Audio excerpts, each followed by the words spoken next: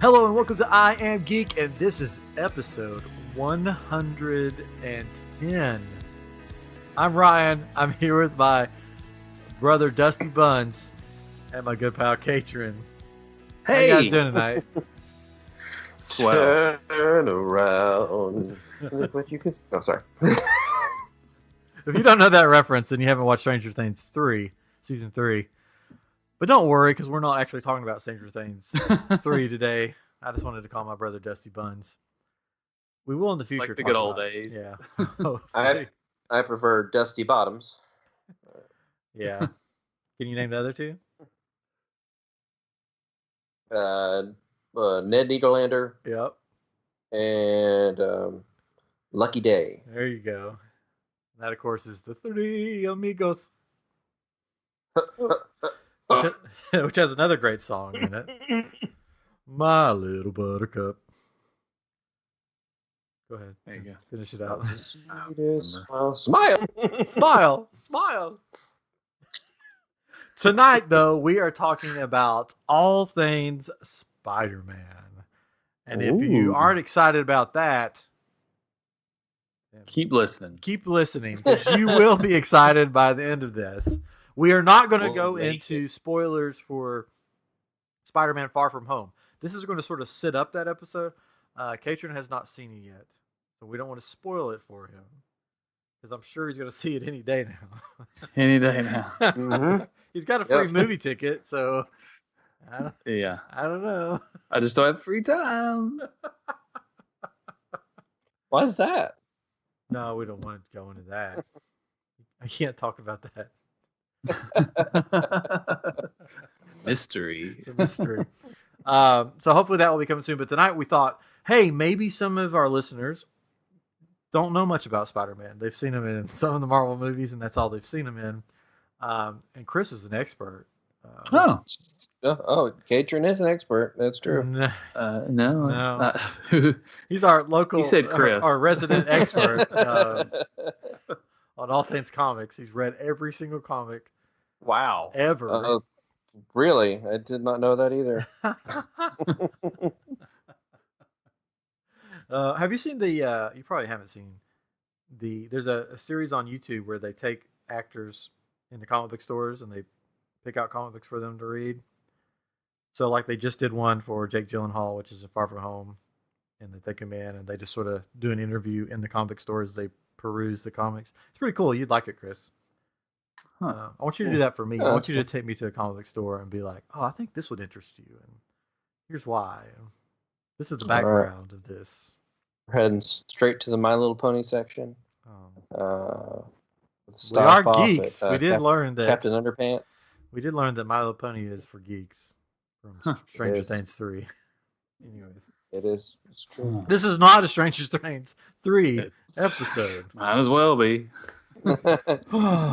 Giving it all away. All right, let's turn around and get to Spider-Man.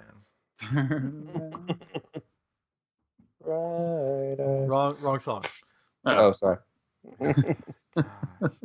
Anyways, so Spider-Man, depends on what part of the country you're from. Does it? Really? Yeah, really? Do people really say that? Is that just you? It's just me, pretty much. So I didn't know. I did a little. Boop, boop, boop, boop, boop, boop, boop. We haven't used that one in a while. Research. You did some beats. Oh, it's breaking news. I didn't realize. I didn't realize that that basically the original Spider-Man story, the first one, was just intended for like a one-shot. It wasn't intended to be a series. Did you know this? Yeah. Well, Stan Lee had come up with the character, and his editor was like, "No one wants to read about a bug person or whatever. That's stupid." And then it came up to where they needed like a filler thing. And he's just an like, amazing fantasy comic book series that was going down the toilet, right? Yep. And so he's like, just go do that story or whatever. So he did it, and it blew up from there. And the rest is what they say is history. History. But he used the thought balloons. That's how he sort of worked around Spider-Man sort of being alone. He used the thought balloons to basically Spider-Man having conversations with himself type thing, which is pretty cool. So that was sort of a new thing, I guess. And now Deadpool does it. Use the same kind of thing, but to the reader. He uses little yellow boxes where he talks to himself. Yeah, I don't read comics. Yeah, I don't read. I don't read. Oh, that reminded me of. I'm getting off track now. If you haven't, this is just. I'm going to stick in a what you streaming. If you have not watched Holy Moly, do yourself a favor and watch Holy Moly. I love Holy Moly. It's like my favorite show on TV right now. It's like miniature golf meets Wipeout, and there was one of the golfers on there. Like one of his accomplishments was that he's only read one book his whole entire life, and they were just giving it to him. It was just so funny. Anyways, go watch Holy Moly if you want a good laugh, just a good stupid laugh. Mm-hmm. So, with great power comes great responsibility. Was sort of the kickoff. It sort of sums up. That's the line that Uncle Ben gives to Peter, and sort of has become Peter Parker's life, basically. Which has yet to be spoken in the new Spider-Man movies for some reason. Oh, well, there's a reason for that. I'm okay with them not having that in there. I mean, they dance around it, though. Well, they say things yeah, similar. It's just like, just say it. If you're just, I feel like that part of his life is past because they sort of didn't put in the whole Uncle Ben part. Like that part is already gone. It's happened, so they don't have flashbacks of him going, "With great power comes great responsibility." It's a good impression. Yeah, so it's like I was there watching Uncle Ben die. Oh, wait, he dies? It was the rice. They spill the rice. Yeah. So anyway, so he goes on. So the Spider-Man comic book series goes on, and they put Spider-Man with Fantastic Four. Right? Yep.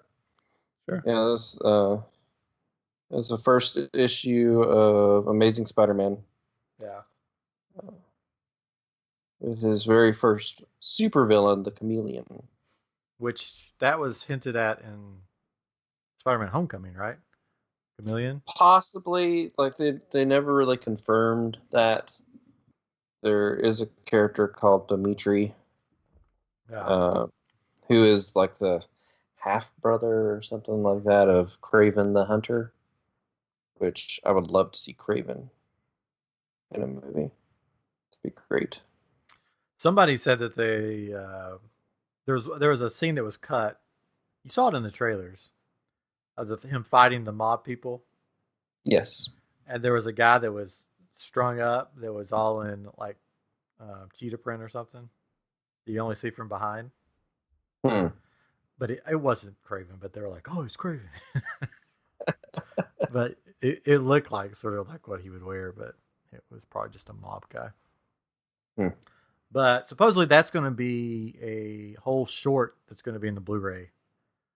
They're making a short out of that part of it. Sort of all the stuff that leads up to where we're at in the movie. That's cool. Yeah, so that's pretty cool. I've been watching a lot of Tom Holland, Jake Gyllenhaal interviews because they are freaking hilarious together in interviews. They are good. Jake Gyllenhaal's amazing. He's just so funny. Well, why don't you marry him? Oh, maybe I will. Or maybe I will. Yikes. Not. No. Hey. What? I loved him in that. What was that movie? October Sky. Oh, I thought you were going to say Brokeback Mountain. You know, Catron's favorite movie. Wrong. Well, yeah. That was, I think, the first movie I remember seeing him in. But he was he had this funny Southern accent that cracked me up. But I love that movie. It's good. Can't forget that he was Bubble Boy. That's right. I did forget. Did you see the meme where it's out Bubble Boy and it's got Mysterio? I'm like, this is what happened when Bubble Boy grew up. Yeah. His bubble just shrunk down to his head. Perfect. Anyways, we'll talk about Far From Home a little bit. We won't give spoilers, but stay tuned because at the end of this episode, we're going to have story time with Catron, which is everybody's favorite corner of the podcast. And I'm so good at it. He is going to tell his version of Spider-Man Far From Home. Even though he hasn't seen the movie, he's going to tell the plot and what all happens. So who knows? There could be spoilers in there. It could be unintentionally, but maybe not. And go back and listen. We did talk about the first. We had an episode about Spider-Man Far From Home when the trailer first hit, and I think we got some stuff right in that one. I have to go back and listen again. We might have got stuff wrong. Yeah, we might have got a whole lot wrong. I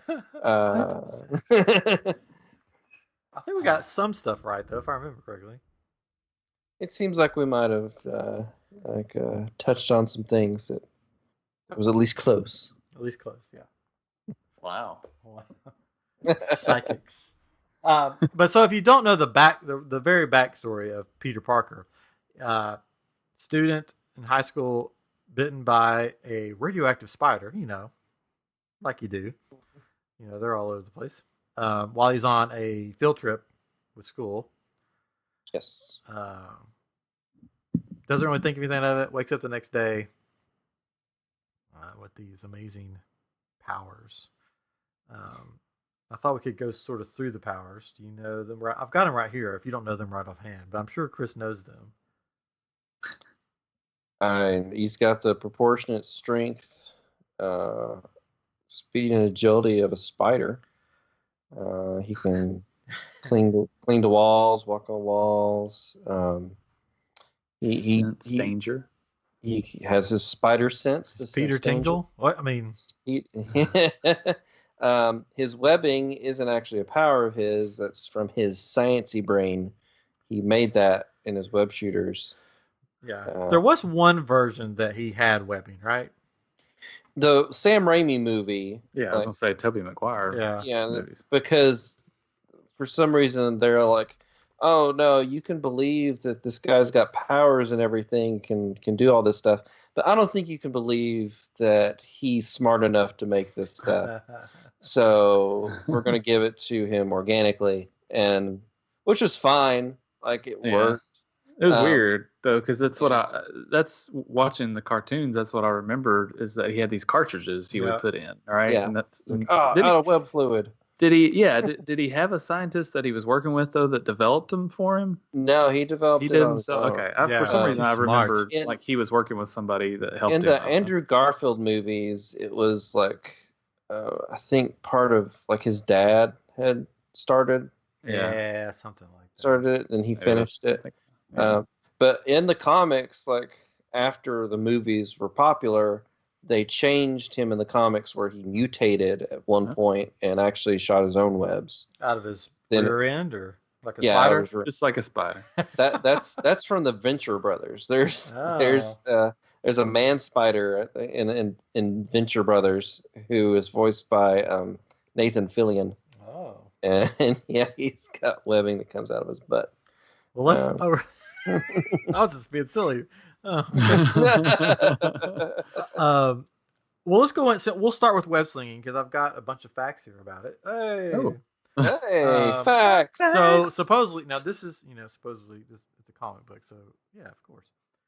The pressure in Spider-Man's web cartridges is enough to propel a single strand of webbing up to 50 yards. That's pretty cool. But thicker strands and more complex web patterns can't reach nearly as far. So the single webs can go up to 50 yards. Each of his web shooters have 10 cartridges. Bet you didn't know that. I don't know. And each cartridge contains approximately 1,000 yards of a single strand of webbing. That's a lot for one of those little cartridges. The The web begins to harden the instant it's exposed to air. You thought this out. Given enough time and sufficient thickness, one strand could even bind the Incredible Hulk and hold him prisoner. What? Although it's hard to imagine the Hulk standing still while Spidey applies the necessary webbing. Spidey's normal webbing can withstand temperatures of 1,000 degrees Fahrenheit. It melts, but it's never caught on fire. Yeah, it eventually dissolves on its own. Yeah. So if he knows he's going to be fighting somebody like the Human Torch, he can pack a webbing which resists temperatures of up to 10,000 degrees Fahrenheit. It can only be released in strands that are as thick as clotheslines. Good gracious! But that cartridge only has 10 yards. So. Oh well. So that's crazy because I always wondered like how much does he have on him at a time? So if he has 10 cartridges on him, well, he's got the cartridges that he can put into his web shooters, and then he's got like a belt underneath his like shirt that has spare cartridges. Underneath his tight suit. Yeah, underneath his tight suit. You know that it has spare cartridges. Tom Holland, for his costume, he had to wear a thong the whole time. I did not know that. Yeah. I didn't want to know that. I saw that Zendaya is actually afraid of his Spider-Man suit because it's so hard to get out of that she's afraid he'll be sick one day, start vomiting in his suit, and basically drown in his own vomit. It doesn't. Lovely. It's all one piece, is what I saw. So yeah, he can move his eyepiece, and they stick a straw down it, so he can drink water out through his eyepiece, which is weird. Oh.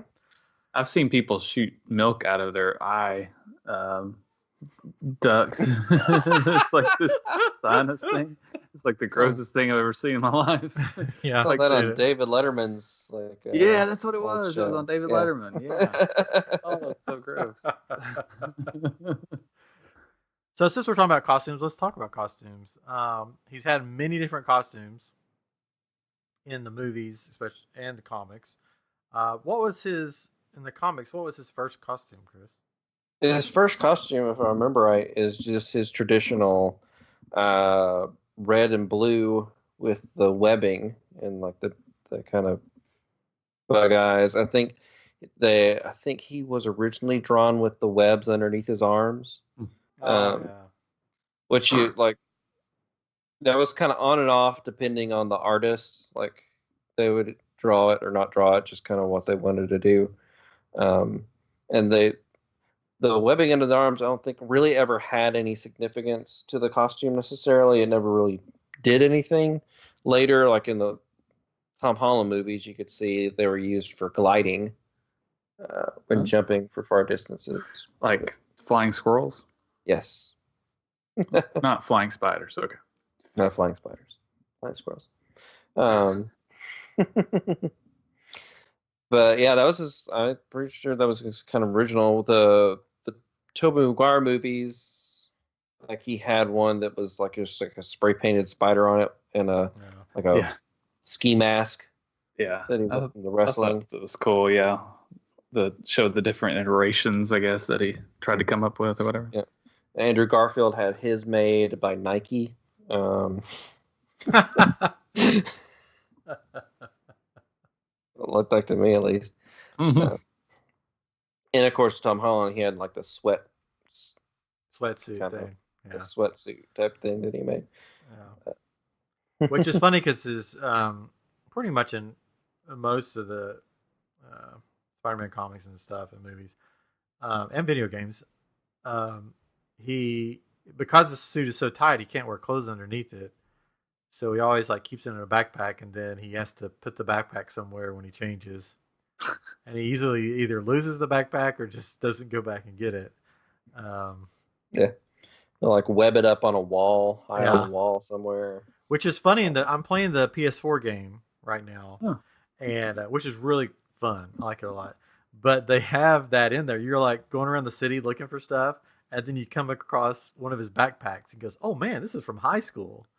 And he like takes it down, and then that starts like side missions where you can find his backpacks that he's left behind throughout the city. And Huh. it's got stuff in it that earns you like points and stuff. Which the Spider-Man Right. costume, and that's pretty cool. It's got like the spider on the front is white and on the back is Yeah. white, and explains why they do that. Like in that game, spoilers if you don't want to know about a video game, but I don't know, it's a video game. It's been out so long. Yeah, People he probably- works. He works with Dr. Octavius.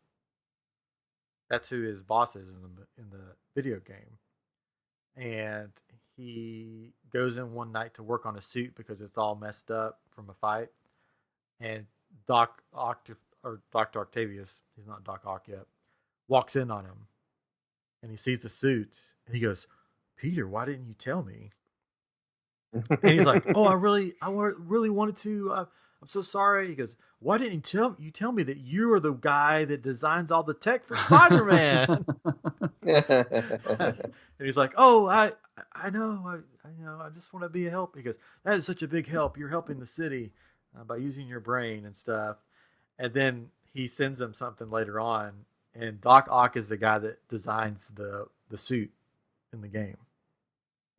It's really cool. He's like, the white is because he gives this like big thing about the scientists did this research about things that distract people's like vision and stuff, and having these kind of colors will distract them for a moment to give you a heads up or a head start to attack them and stuff. And it's pretty cool how they did it. So I'm looking forward to see where they go with it because I just sort of started it, but it's a fun game. I've already taken down Kingpin. That's the first guy you take down. So that was fun. But you should check it out, especially Chris. You'd like it. And the mechanics of the game are like very smooth, very easy. Like on some of those older games, it was hard to control him swinging through the city and stuff, but this one's very smooth and easy. Smooth and easy. Smooth and easy. And you Just have like they just added the Just like costumes. They added the costumes from the new movie, so you can change into those and stuff, which is pretty cool. So you can. That's cool. At one point in the comics, Dr. Octopus actually jumps into Peter Parker's brain because his body's dying, and takes over being Peter Parker for quite a while and becomes the superior Spider-Man. Wow. And he makes a new costume. It has like all these enhanced abilities and everything, and he basically is like, I'm going to be the superior version of Spider-Man. I'm going to show that I could be better than him. And it's got like spider arms like the Iron Spider has, and enhanced lenses, talons, all kinds of stuff. So let's backtrack to just the rest of his powers. I did read that, as you said, his strength is proportional to a spider, but actually, this thing says it's actually a lot more powerful. And I guess he can lift almost 10 tons, which is crazy. Yeah, he's definitely stronger. That's just one of the things I always said in the comics or whatever, like the proportionate strength of a spider. I'm like, he seems stronger than that. Yeah. So he's not as strong as Hulk or Thor or the Thing, but he's up there pretty much, right? Yes. Yeah, that's cool. And then this was interesting because I'd always wondered about the wall crawling. Like, how does he crawl all over the place with like shoes on and gloves on? And but this is talking about how it's thought to be more like biomagnetic power that allows him to increase the attraction between the molecules in his body with those of the surface that he climbs on. That's cool. So this is something that Peter Parker has often theorized. Supposedly, that's what it says. So that's how it works. So it's not like in was it Tobey Maguire movies where all these little hairs come out and he's like clinging and stuff. Yeah, which didn't make sense to me because I'm like, he's wearing shoes and gloves and stuff. So. The really, really long hairs on his feet. Yeah. So this makes more sense to me that it's like this same with his molecules, the attraction Mhm. with the surface, the biomagnetic. That makes more sense to me, anyways. Right? Yeah, it makes sense to me. Yeah. So that's it. We I, solved that. I, I believe it. I believe it. And then, of course, the spider sense is like his personal radar. Basically, senses stuff around him. Which I didn't know this though. He can't sense carnage and he can't sense venom. He can't sense. So it started with Venom because he wore the symbiote, and the symbiote knows how to counteract it basically. And so when it went to Eddie Brock, he could sneak up on Spider-Man. Carnage can do the same thing because Carnage is like a spawn of Venom. The other symbiotes, I don't think. I, I, I don't. I think those are fine. There may be some other spawned ones from Venom though that you can't sense. I'm not sure. But yeah, when he had the Venom costume, that would produce its own webbing. Yeah. So it says it's like a Geiger counter that reacts to danger. This is cool. It says the spider sense tingles if someone can see the web slinger out of costume, warning that he may like so if he's changing or something like that. That's pretty cool. So it causes him to it makes him dodge and all that stuff. Except for bananas. I bought your Peter tingle. And of course, he's had a crazy life or time as Spider-Man. He's fallen in love, lost love. It never. Basically, the moral of the story is nothing ever works out for Spider-Man. Pretty much, right? Yeah. He may win the battle, but he may not win the war, type thing. Like he may defeat the villain, but then his life in general kind of takes a nosedive. Yeah. Which is, we won't give spoilers, but I watched a video of Kevin Smith talking about Far From Home. He always does these reviews, but basically he just tells the whole story of the movie and then tells what he thinks about it, and they're always really good. But he said, see, he goes, he said they got me, because I wanted the happy high school story, but it's Spider-Man. He doesn't ever get really the happy ending. No. That everybody wants him to have. Which I know in the comics I think when he gets older in the comics, I guess him and Mary Jane, did they get married, but then that ends and there's a lot of weirdness with that. Yeah, they get married. They're married for a while. He makes a deal with the devil Mephisto for the life of his aunt, and in exchange for that, he wants to take the relationship away from him and Mary Jane, so that gets erased from history. It's weird. There's a lot of weirdness. Yeah, I think they eventually get back together. I think they're back together now. There's a lot of. So, what's a great superhero without great villains? And Spider-Man. Spider-Man has a lot of villains, right? Yes, he does. In comic books, I think probably Batman has the best villains, but Spider-Man's probably pretty close behind that because he's got a lot of really good villains too. Yeah. Do you have a favorite? My favorite Spider-Man villain, a lot of people probably wouldn't consider a villain necessarily. But if you look at the comic book history, he's definitely a Spider-Man villain. It's J. Jonah Jameson. It's funny because I pulled up a list of all the Spider-Man villains, and he was like number 3. Yeah, because in the comics, he absolutely hates Spider-Man. He actually funds a lot of the villains and creates them basically. From Mysterio to Scorpion to the Spider Slayers. He's constantly putting it out in the news and everything, how horrible Spider-Man is, and really kind of deters him from doing his job type thing. And he's just a fun character. He's just ridiculous. I mean, after this last movie, I mean, I think Mysterio is right up there for me. Mysterio's cool. I've always liked Mysterio. Yeah, I like that fishbowl head. Yeah, and of course, all the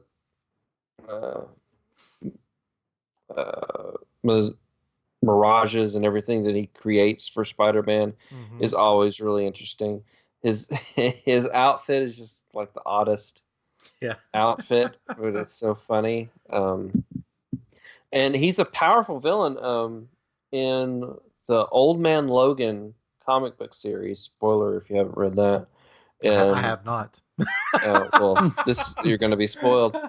Well, you don't read anyway. So you find like it takes place in the future. Most of the heroes are dead, and you find out what happened to the X-Men, and it's actually Mysterio tricked Wolverine into thinking that all these villains were attacking him. So Wolverine went into this berserker rage and started killing all of them, but then realized it was actually all the X-Men. Like Mysterio made the X-Men look like they were villains attacking him, and so Wolverine ended up killing all his friends, which is crazy. But yeah, he's I like him. In the comics, he's just a stuntman who gets a hold of this technology and does all this stuff. It is fun. And of course, Venom. I mean, he's right up there. Venom is great. Like Venom, took on a life of his own almost. Like he's an arch enemy of Spider-Man, but he's kind of become an anti-hero. Yeah, it's like pretty much like the Punisher. So he's kind of elevated a little bit from other villains. Dr. Octopus is always good. And the fact that he can take such a beating for just being a person with mechanical arms has always amazed me. I think at one point, I think that's why he's dying, is that he's taken too many hits from all these like powerful superheroes, and he's just a human being, and his body's just giving out on him. I guess we can't talk about Spider-Man villains unless we talk about the ultimate team up of Spider-Man villains, which is the Sinister Six. Yes. Which began in 1964, way, way long ago. I was not alive then. Oh, I was. What do you mean? What? Huh? And the original Sinister Six, which I hope that they are going to do something with the movies. I don't know if they will. Feige, how do you say his name? Kevin Feige? Feige. Feige, I think. Feige. Feige? Yes. I don't know. Depends on where you're from. Spiderman has teased that for the next Spider-Man movie, they're going to do something that they've never done before in the movies. Which, haven't they already done that with the last two movies? But every movie, that's what they hopefully do. Yeah, so I don't know. But it's something they've never done before. I hope they set up the Sinister Six somewhere, somehow. But that may be down the road. If Marvel keeps the rights to having Spider-Man in their movies, I guess there's a deal in the contract with Sony that I don't think there's going to be any problem, but it has to make so much money for Marvel to keep using him. Yeah. And if the movie doesn't make a certain amount of money, then Sony gets him back, which I hope that doesn't happen, because Sony will just ruin what's been done, pretty much, right? Yep. Pretty much. So hopefully. But so the original Sinister Six was Dr. Octopus, Vulture, Mysterio, Electro, Sandman, Kraven the Hunter. Yes. Which was the original lineup that first appeared in the Amazing Spider-Man Annual #1. So there you go. So this is sort of like the top bad guys of Spider-Man, which we've seen Mysterio. We've seen the Vulture. Mm-hmm. And that's the only ones we've seen of these first two movies. Or these. Yeah. In the Tom Holland movies, that's the only ones we've seen. Yeah. we've yet to get a Doctor Octopus, Electro. We kind of got a Sandman. yeah, oh, yeah. But No spoilers. You watch the movie and you'll know why. Yeah.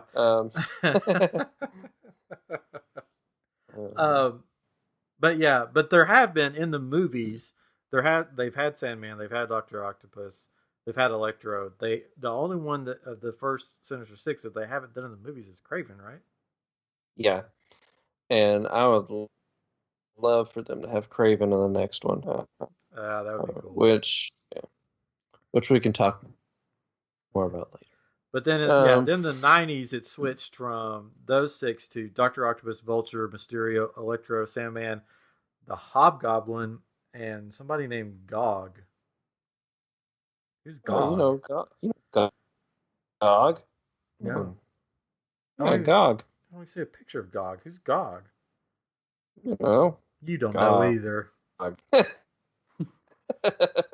Everybody knows Gog. Yeah, Brian, come on. It's Gog. Chris doesn't know Gog.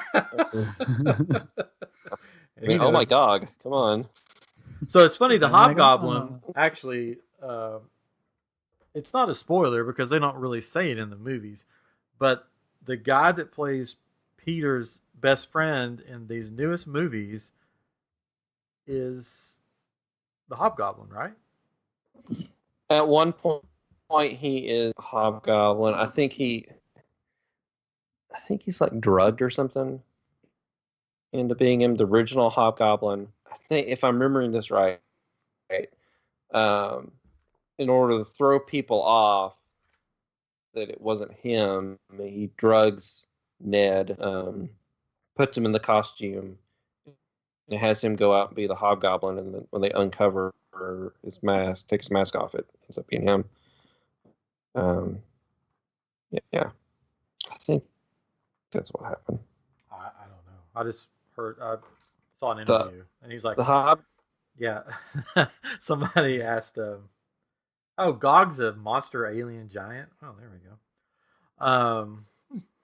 Yeah, Roy Thomas and Gil Kane are both Gog. Gosh. Anyways, I saw an interview, and they asked the actor that plays his best friend, which I forget the actor's name. He goes, "Do you think, are you going to be the Hobgoblin?" And he's like, "Oh, I'd love to, but I just don't see that guy being the Hobgoblin." No. I have to do some. I don't know. What are you gonna say? I do like the Hobgoblin, though. Yeah. In the Spider-Man animated series from the 90s, the Hobgoblin was voiced by Mark Hamill. Ah. Yeah, it switched over to in '95. Doc Ock is still there. He's still hanging out at the Sinister Six, but he's got Chameleon, Mysterio still there, Scorpion, Rhino, Shocker, and Vulture. So Chameleon joins the crew. And Shocker's one I've never really been that. I don't know, just Shocker, he shocks things. He looks Shocker looks like somebody that would be in G.I. Joe. His costume, he looks like somebody that would be in G.I. Joe cartoons. That's just me. I've always heard that. He does. It's like one of those random G.I. Joe, figures that you had. It's like, oh, yeah. To me, Shocker is just a lesser Electro. Yeah, Electro is the better of the two, and they should have gave him the big star mask. The Andrew Garfield movies. In '95, for 1 year. Well, no, in '95 they got rid of Doc Ock. He's like not with them. Oh, it's because he died. Of course. So it's Hobgoblin, Vulture, Mysterio, Electro, Beetle, Shocker, and Scorpia. Scorpia. Who's that? Scorpio. But in 1999, Doc Ock is back, and Vulture, and Mysterio, Electro, Chameleon, and somebody named Pity. Well, Pity. Yeah. Eventually, like, all the big names have been in it. Like in the cartoons, Green Goblin was a part of it, I think, at one point. Hydro Man has been a part of it. Venom I think, has been an incarnation of it. In '99, that's the final one. Venom, Sandman, Vulture, Electro, Mysterio, Imposter, and Kraven's son. Yes. Who's the new Kraven the Hunter now, I believe, in the comics. So there's another Mysterio that's died. a different Mysterio, I guess. Mysterious. Oh, wait, there's more. This keeps going. We're not going through all these. Oh, yeah, they've got so many different incarnations of that. Pretty much it's all the same, and they usually throw in some random. My favorite's Gog. I don't know. What about the Living Brain in 2013? Isn't that just everybody? Man, that one's weird. Okay, this. We'll just do this one. 2013 had Boomerang, Shocker, Speed Demon, Beetle Replacement, Overdrive, Living Brain. Okay. They didn't last long though, because they immediately changed to a different one in 2013 to include the Lizard, Green Goblin, Vulture, Hydro Man. And then the final one that I have on the list is 2014: Doc Ock, Vulture, Green Goblin, Kraven the Hunter, Mysterio, and Rhino. There you go. Oh. So I hope we see that in some form at some time. Oh yeah, that'd be cool. I think I'd love for them to do one more, just maybe just one villain or possibly two focus, and then do a Sinister Six. I would like that. Yeah. Or it would even be cool if they did it right. They'd have to do it right. Sort of like what they did with the Venom movie, make a Sinister Six movie about how that all forms. And just sort of have Spider-Man in the background, you know? Yeah. That would be sort of They cool. supposedly have a Kraven the Hunter movie that they're trying to do. Oh, really? That may involve Spider-Man, yeah. Before we get to story time with Catron, or Catron's story corner, or I don't know, we'll figure out something later. He's been prepping this whole time. Yeah, before we get that, I thought we could really fast sort of give our... basically, there's 8 movies if you count Into the Spider-Verse. We are not going to count Venom because I don't count that as a Spider-Man movie. No. I thought we could sort of go through our list of our, rank them in order of what we think is the best to the worst, or from the worst to the best, whichever way we want to do it, of the cinematic Spider-Man movies. So we're not going to count like TV shows and. Not the one from 1978, the spinoff. No, I don't count that one. I mean, you could count it if you want to. No. But, so basically the Sam Raimi movies, right? And then you had the Garfield movies, for lack of a better Garfield. I love that cat. And then you had the 2 Tom Holland, and then Into the Spider-Verse. Yeah, little known fact: the Garfield ones were actually voiced by Bill Murray. Stupid.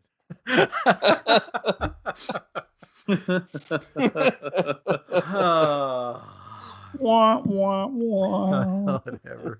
He does it all. You didn't know that, did you? I didn't. No. Learn something new.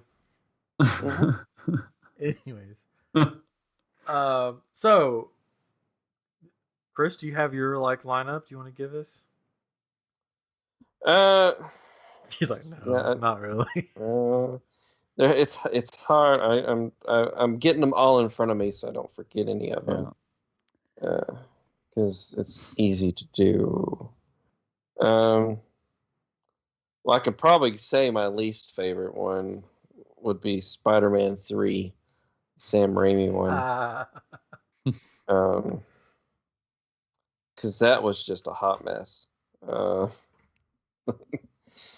Sam Raimi just wasn't that the tagline of the movie? Spider-Man 3, the hot mess. Yeah, the hot mess. No. Yeah, it was so bad. If you don't think that movie is bad, if you don't go on YouTube and type into the old YouTube machine, Spider-Man 3 dance scene. Just type that in. It should come up, and then watch that, and then tell us that. Try to tell us that it's not. Then after you watch that, type in Spider-Man 3 dance scene without music. Yeah. and that's hilarious. And if you also want to see how Venom should not be done, check out Topher Grace in Spider-Man 3. So yeah, so if I'm starting from the bottom, it would be Spider-Man 3. Then up one from that would probably be The Amazing Spider-Man 2. Okay. And then up from that would probably be Amazing Spider-Man. Then going one more up would probably be that one's hard.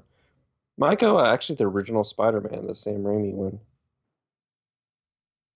And Okay. then go up from there would be Spider-Man Homecoming. Up from there be Spider-Man 2, Sam Raimi. Then Spider-Man Far From Home, and then Spider-Verse. Okay. That's probably what I would do. Okay. Do you agree with that, Catron? Yes, that sounds. What's your favorite Spider-Man movie, Catron? I think probably the Spider-Man with Tobey Maguire, that first one. I think that's probably my favorite one. I don't know. I just like that one a lot. So yeah, I saw Spider-Verse, by the way, a couple weeks ago. I did like it. It's good. Yeah, It's good. It's very I just good. don't consider that the same type of movie. I don't know. I mean, it is different. Yeah, but, yeah. Would but you? I liked it. Do you agree that Spider-Man 3 is the worst Spider-Man movie of this list? Probably so. I think I actually own it. I'm trying to think, or maybe I just own the first one. I think I own the first two, and Yeah. then the third one when it came out to Because they changed DVD or whatever. I was like, no. Yeah, they changed Yeah, I never actors, got it. right? So it just was weird. No, it had the same. Oh, it had the same. What was? Yeah. They just like the story was so dumb. Can't and remember. Just like Yeah. The Sandman was in that one, right? Is that the one I'm thinking? Yeah, of? it had Sandman, it had Venom. Like basically the skinny the Venom. studio Yeah. the Sony wanted one thing, Sam Raimi wanted another, and then Sam Raimi was just like, well, screw it, I'm just gonna make a horrible movie, basically, I think is what happened. Spider-Man gets the symbiote suit, and then he gets all I'm the bad guy, or like I'm the Okay. He's like I'm I gonna go remember that. dance, It's Yeah. just like, Becomes emo. yeah, emo Spider. It was dumb. Yeah. And for some reason they retcon it to where like the Sandman was the person that actually killed his Uncle Ben, Right. Yeah, which Yeah. was weird. it was just a hot mess. That's the only way to describe it. Just a hot Yeah. mess. Yeah. So that would be my bottom. I liked Garfield as Spider-Man. I didn't see those, so I don't. I liked him as Spider-Man. I didn't like him as Peter Parker. Oh, really? Or maybe I did. I liked Yeah. him as Spider-Man because he played it very cocky, like sort of Spider-Man was, Yeah. See, I think Tobey Maguire pulled off Peter Parker, Right. Yeah, and Andrew Garfield pulled off Spider-Man. yeah. So they should just combine them. Yes. So I liked that, and I really loved Emma Stone in. Yes, Gwen Stacy. As Gwen Yeah, Stacy. she was good. So those parts I liked him as Spider-Man. And I liked her as Gwen Stacy. I wasn't a big fan of Electro No, at all. it was weird. They made him like a obsessed fan. Yeah. It was odd choice to do. To tell you the truth, everybody says Spider-Man 2 is like the best, but or like up there. I don't know. I mean, that's Out of the okay. Sam Raimi ones, that's my favorite one. I like the original one, but for my top three, it would have to be Homecoming. Well, 3, 2, 1. We'll do that. So the third would be Homecoming. Second would be Spider-Verse, and I mean, Far From Home I loved it. It was really good. It was I think it's my favorite Spider-Man anything. I loved it that it was. I thought they caught all the aspects of Peter Parker Spider-Man. Mm-hmm.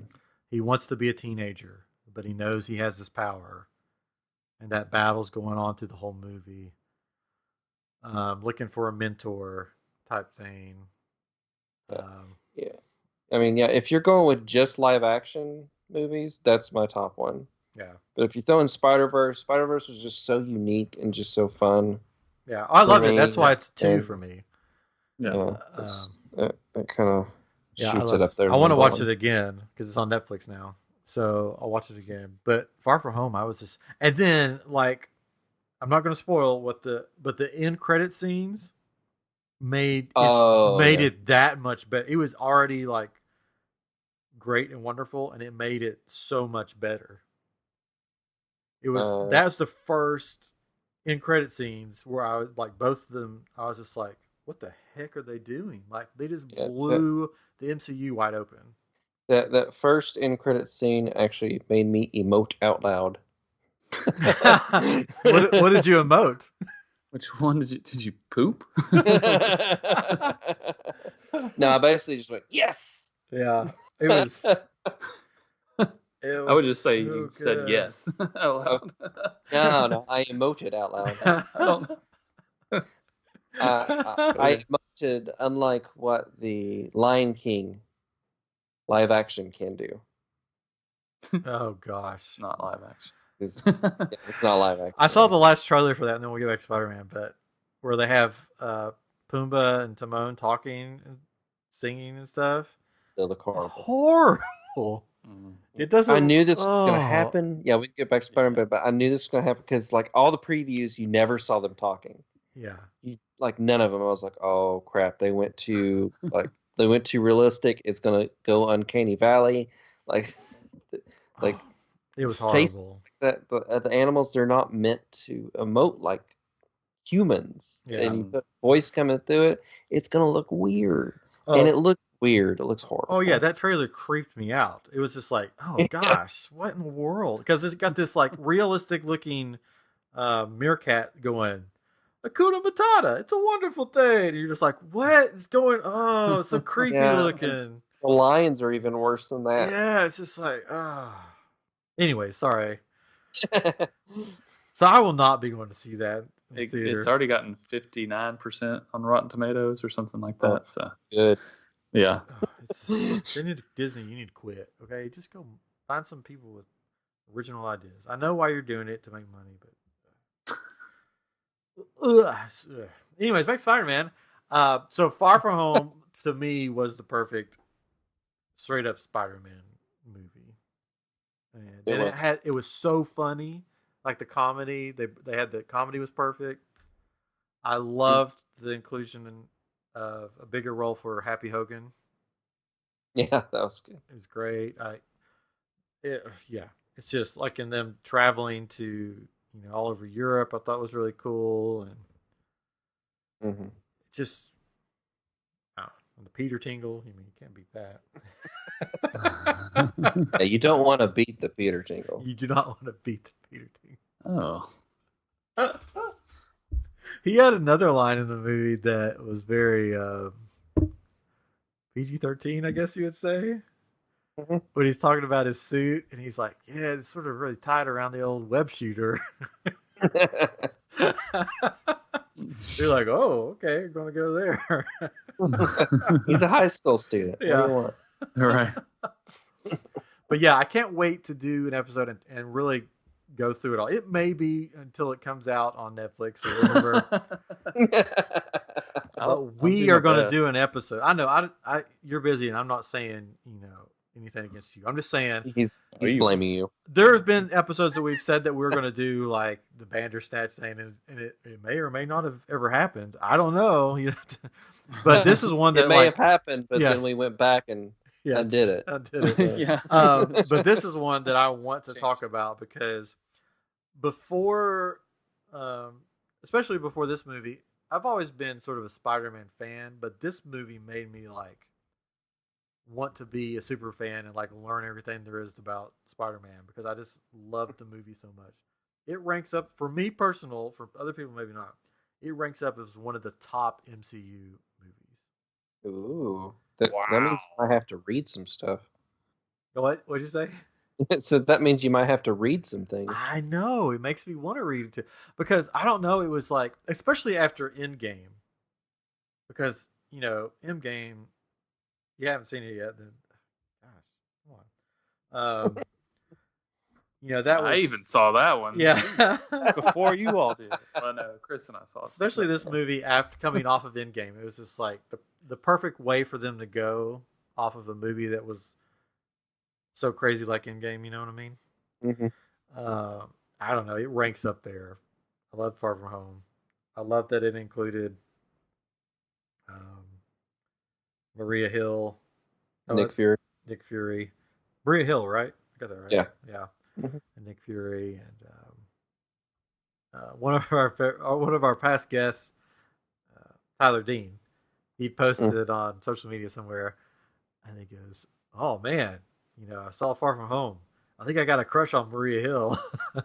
And then somebody commented, "Did you never watch?" So how'd you met? I can't even say the name of the How I Met Your Mother. How I Met Your Mother. They're like, "You're missing out." He's like, "No, I didn't see that." It's like, "Oh, you're missing out." She's got a new show coming on. Yeah, channel. Yeah, on. Looks good. Yeah, it's CBS. Yeah, I think it's CBS. But so I sent him a GIF or however you want to say it of her as in How I Met Your Mother. When they find out that she was a teenage pop star in Canada. So I sent him a GIF of that. I was like, "See, here you go." It's funny. But yeah, so everybody that they included, it didn't feel like they stuck anybody in there that didn't belong. If that makes sense. Yeah. Mm-hmm. They all had some part to play. Yeah. Even Aunt May was wonderful in it. Guilfoyle from Silicon Valley, which you guys don't watch Silicon Valley, but he's the teacher. Oh, Spider-Man. The teachers were hilarious. Him and J.B. Smoove or whatever. Yeah, J.B. Smoove's good. And he plays such an opposite character on Silicon Valley that it's hard to kind of watch him and other stuff. But he does a really good job in it. Oh, when Gog was on there? Love Gog. Oh my goodness. Such an integral role to the plot. I mean, you couldn't have a movie without Gog. Yeah, which leads us to our next, last segment of the day. If Catron is ready for this, please be ready for this because I don't want to go back and edit out every time I say, "Hey, Catron's going to tell us a story." It's story time with Catron where he tells us the story of Spider-Man Far From Home. Cue the dramatic music. I probably won't put dramatic music in there. It's always turn around. That's all we can afford. Stop. Yeah, don't finish the song because then we can't get money from this. So, so would you like to tell us what you think or your version of the story? It doesn't have to be long, but yeah, it won't be. It'll be wrong probably. I don't know. It could be right. Who knows? But it happened. The problem is you've talked about it a lot in the episode. But we haven't given any spoilers. I don't think. Right, Chris? No, I don't think so. No, I don't think so. All right. Well, our story starts off with the mild-mannered Peter Parker. Tobey Maguire. Yeah, go ahead. No, Peter Parker as he's getting ready to go on his class trip that is 5 years past his other friends that didn't disappear in the events that happened in Endgame. So it's really weird because he's still young, but they're older, and it's just they're whatever. Nobody cares, but apparently they are. So they go on this big trip, which is far from their home. If I recall, they're going to France or somewhere like that, to Europe, I guess is what it was. And when they're there, all this craziness happens, and it turns out that it's I about said Rey Mysterio. Oh, no, say that. That's fine. It's Rey Mysterio, It's the Rey wrestler. Mysterio. No, it's Mysterio. I know the difference. I just want to say Rey Mysterio for some reason.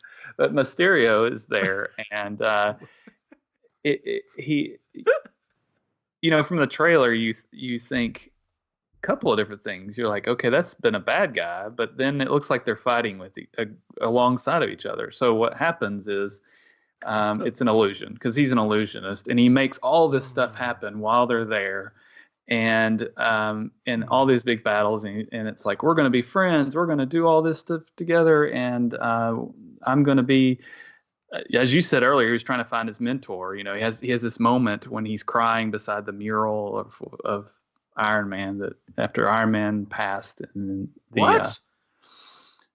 Again, if you haven't seen Endgame, then shame on you. But he's trying to find his way back home, and trying to find like you said, a mentor. And he kind of falls in love. Not in love. That's not what I meant. He falls in love with Rey Mysterio? With Rey Mysterio. With Mysterio. They hang out. He shows him his face. He's like, I don't always wear this big ball thing over my head. But they fight the big monster. I saw a picture of it, but I don't remember what it was. Some kind of water thing or something, maybe. I don't know. Something. Lava or Molten Man or something. I don't know. But they fight and help each other. But then he figures out that this was all just a big ruse. Oh, ruse, yes. And none of this actually happened. Interesting. And they never actually went to France. Sorry. Or Europe. Where did they go? I don't know. It was all it was the dream. It was all a dream. I used to read Word Up magazine, but yeah, he made it. He tried to convince him that they could be friends, and he was wrong. My buddy. And that I don't know. Tell us about his best friend. What all happens to him in the movie? His best friend. Are you talking about the high school best friend? Yeah, high school best friend. What does he do? What happens to him? What's he do? What's his like? Why is he in the movie? What's he doing on the trip? I mean, they're just best friends. I don't know what you mean. If he had a side story or anything. I don't. He might. Apparently, there is a side story. So his side story is that he was I'm not saying there is. I'm just saying I want you to tell me. Entertainer in the circus and traveled. But I mean, I don't know that that's really important to this story. But if you really want to flying basins, yeah, that's what I was going to say. So what about we've seen Nick Fury in the trailers. What do you tell us about his role in this movie? Well, Nick Fury of S.H.I.E.L.D. Very good. is trying to find Peter, because he heard he went to France, but again they didn't really go, so he goes to France looking for him, to Europe, and he's trying to find him because he's trying to warn him about Mysterio, and he doesn't find him until the end, and all this happened. Yeah. So it's unfortunate, but who else is in this movie? You forgot to tell about the Happy Hogan, like a very important part of the movie that you forgot. So the Hogan family was on this movie as well, and they called the main character from that show Happy Hogan, and he was there to be the tour guide while they were in France, and then he ends up in a Nazi camp with other. What year is this? War heroes. That's Hogan's Heroes. They try and escape. I thought it was Hogan family. Hulk Hogan's family. No, Hogan family from the 80s. Come on. Remember? Yeah, I don't know who that is. So. Happy Hogan is. I mean, it's not Swirl. Happy Hogan is Jon Favreau. He plays Tony Stark's like not go-to guy. Yeah, second go-to guy. Okay. man So type yeah, guy. he was yeah. So he was also trying to help Nick Fury find Spider-Man, find Peter Parker, and say it's okay. It's going to be okay. We'll make How about this work. why don't you talk about all the you know what I'm talking about, all the love parts in the movie, all the people falling in love, and I mean, they're in the city of love. Yeah. That's the first part of this movie, and is that France? Is the city of that's a country, right? And they're in the country of love, in the city of love, Paris, France, and there's lots of action going on, but it is a family type movie, so they didn't get into all that. But his love interest, MJ, which is not Mary Jane, I don't know her real name. I just know it's MJ. But Michelle something, I think. Yeah. But they are on this adventure together, and Yeah. they This is the best. This is the best. We do this every time. No, it's terrible. I'm loving it. The problem is I don't know the stories as well as you think I do. That's what makes it better. When you call him Rey Mysterio, that's the greatest thing ever.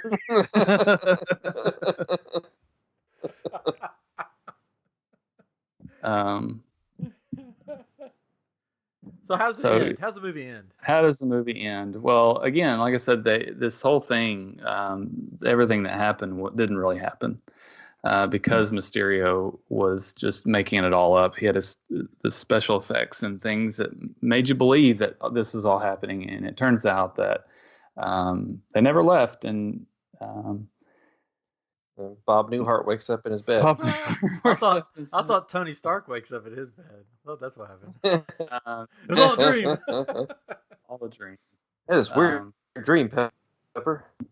Yeah. And it's like nothing ever happened except that he's there, and he being Mysterio with Peter Parker, and he captures him and sets up for the next movie. Just like the Matrix, sort of. Peter Parker just doesn't know what's going on. He's in the Matrix. Yeah, I think that's a good way to describe it. And who is your least favorite character of the movie? Oh, what was that guy's name?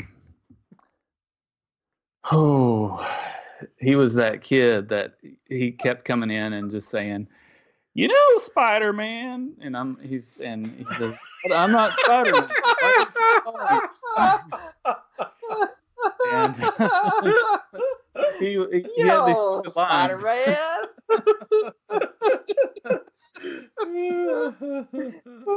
Oh no, you're Spider-Man, friend. Whatever that kid's name, I think it was Billy or something. Little redneck kid came in. Yeah. What was his name, Chris? Do you remember his name? Gog. Spider-Man. Spider-Man. Why do they call it? A microphone attacked me. He's so excited about this movie, his microphone just fell off his stand. That was great. I really loved that. I hope so. Can you to end it all, can you tell us about the end credit scenes? Oh, because that's what everybody wants to know. It was what everybody wanted to know. So don't go to YouTube and watch them. No, Caitlin's going to tell you right here. I'll tell you right here what happens. There were two. The first one was where they were talking about another trip that's not so far from home, but they were going to go to California and wine country. Go to wine country, and that's actually where the Fantastic Four have been hiding out in wine country. Yeah, and somehow Doctor Doom, he's like he finds them, and Spider-Man comes to the rescue. And when they take this trip, that's not so far from home, over to wine country. So, and it sets it up for. So that was the first credits. So that was the first one. I mean, that's like whoa. Yeah. What's happening? The second credits was it was actually before Endgame. Oh, okay. For whatever reason, I mean, it just it blew my mind. I was like, what, you know? And it's like it's and it's just Peter Parker like just floating around in this weird goo, and you're like, what is this? And it turns out that this is where he was for 5 years before he got snapped back. And it was like, oh. Everybody said that at the same time. They said, oh. And it all made sense. So. And that's why Spider-Man Far From Home is my favorite Spider-Man movie of all time. Probably not. Thank you. A round of applause for Mr. Catron. Bravo. Yeah, That was great. Loved it. Bellissimo. Would you? How spot on do you think was he, Chris? It was like word for. It was like I was watching the movie all over again. I was like, I had some tissue just there. ready. I mean, yeah. I mean, especially when God came in, like it was. Well, great. Yeah. Spider-Man. Yeah.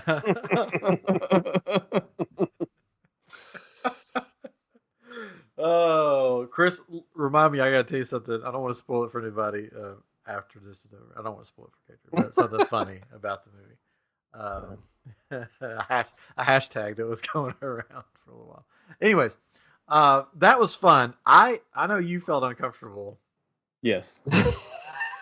Not a good As story. did we all. But that made my night. I thought it was funny. Well, good. I'm glad you enjoyed it. I'm going to promote that story. Is like, stay tuned because you don't want to miss the story. Oh, God. Listen, just if you have to skip ahead, just listen to the story because Put that out in snippets. I may headline this one. I may make a headliner to put it on. So when we were in college, I would tell stories, and this is me telling a story right now, and it would end. The story would end, and people would be like, "That's a good story," and it was terrible because it was like it just didn't end well, or it didn't like have a good ending, and like I didn't tell it correctly, and like right now I'm not doing it well. Good job. I'm like, oh, good story, I was like, thanks. I'm wrong. So. Now I can't wait for you to watch the movie. See how right I was. And see how right you were. Yeah. There was in your story there was a little elements of truth. Minor spoiler, right, Chris? Yeah, I mean, it's every great lie there is a kernel of truth. We're not going to tell you what it is or what it was. Oh, I'm go sure. see the movie to watch it, and then you'll be like, Catron was right. Yeah.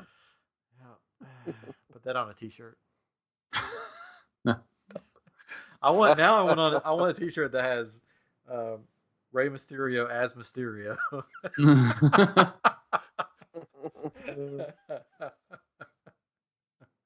I don't know how you would do that.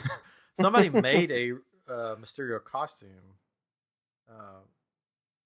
and it's ridiculous. It's like they're doing this series. Marvel's doing this series, Making Marvel or something like that on YouTube. And people like cosplayers are making the costumes, and somebody made it, and the globe actually he's got smoke in it and everything.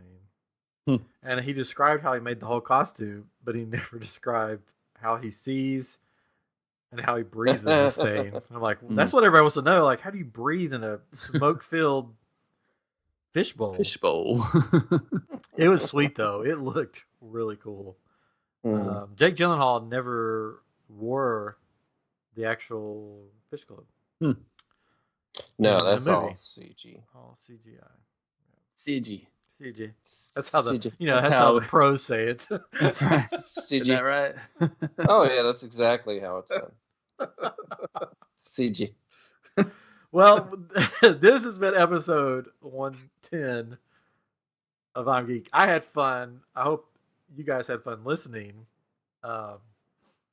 If you don't have anything else, guys, do you have anything else? Can you give us one Spider-Man to go? Spider-Man? Hey, Spider-Man. Hey. Why is it, Spider-Man, that you always shoot those webs? I love GOG. Oh, GOG. Anyways, have a great week, everybody, and we will talk with you next week.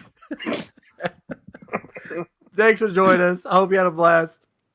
Make sure follow us on Twitter at I Am Geek Show. Follow us on Facebook. Look up I Am Group. We'll add you. Just fill out the question or something like that. We're on YouTube now, so check that out. If you type in I Am Geek Show, you'll find us on YouTube because all the episodes are going to YouTube now. Leave us comments, reviews, 5 stars, all that stuff. We love it when you guys do that. Thank you. And share I Am Geek with a friend, with a coworker, or with your enemy. Because, hey, we're all everybody geeks likes to laugh. Yeah. Anyways, we'll talk to you next time on I Am Geek. Good night, everybody.